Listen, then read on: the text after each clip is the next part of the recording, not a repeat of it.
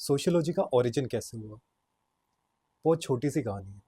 सबसे पहले थी डार्क एज, जहाँ पर सारे एक्सप्लेनेशन गॉड सेंट्रिक थे। गॉड सेंट्रिक मतलब पेंटिंग गॉड्स की, ये प्रथा क्यों चल रही है, सती क्यों चल रही है, या फिर राजा राजा क्यों है, रंग रंग क्यों है, वो सब भी किस लिए था? क्योंकि भगवान ने ऐसा बनाया है। फिर आए रेनेसेंस। रेनेसेंस में क्या हुआ? ह्यूमन सेंट्रिक चीज़ें होने लगी, पेंटिंग ह्यूमन की बनने लगी, लिटरेचर ह्यूमन की बनने लगी, कालिदास जी ने लिखा, विलियम शेक्सपियर ने लिखा, वो सब ह्यूमन सेंट्रिक थे। इसी के बाद आया, जब ह्यूमनिज्म आ गया, ह्यूमन सेंटर में आ गया।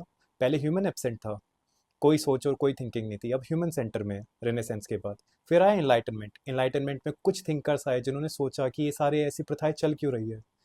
क्लर्जी और जो नोबल्स थे, वो लोग टैक्स नहीं देते थे, सिर्फ मासिस से टैक्स लेते थे। तो फ्रेंच रेवोल्यूशन हो गया, लोगों तक का ऐसे आइडिया पहुंचा है कि सिर्फ आप ही क्यों टैक्स दे रहे हो, और ये पॉलिटिकल ढांचा ऐसा ही क्यों है, इसे तो हट जाना चाहिए अभी तक का। सो फ्रेंच रेवोल्यूशन हुआ। इसी तरह साइंटिफिक वर्ल्ड में भी बहुत सारे चेंजेस आए, जैसे हीलियोसेंट्रिक थ्योरी आई, गैलीलियो ने इसे प्रूव किया कि हाँ ये सही है। पहले मानते थे कि अर्थ ही सेंटर में यूनिवर्स के। अब जब ये दोनों चीज आई, इसकी वजह से क्योस और डिसऑर्डर आया सोसाइटी में, पुराने ढांचे खत्म हो गए, नए ढांचे अभी तक बने नहीं है।